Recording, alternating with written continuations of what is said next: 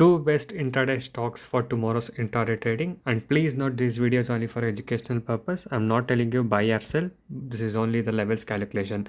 So the first stock is Voltas. So for Voltas, what you can do is just see the opening price tomorrow and add opening price plus 30 to find out the maximum high what the stock might go for tomorrow, and opening price minus 30 to find out the maximum low what the stock might go for tomorrow. Opening price plus 15 to find out the key resistance level, and opening price minus 15 to find out the key support level on Voltas stock for tomorrow.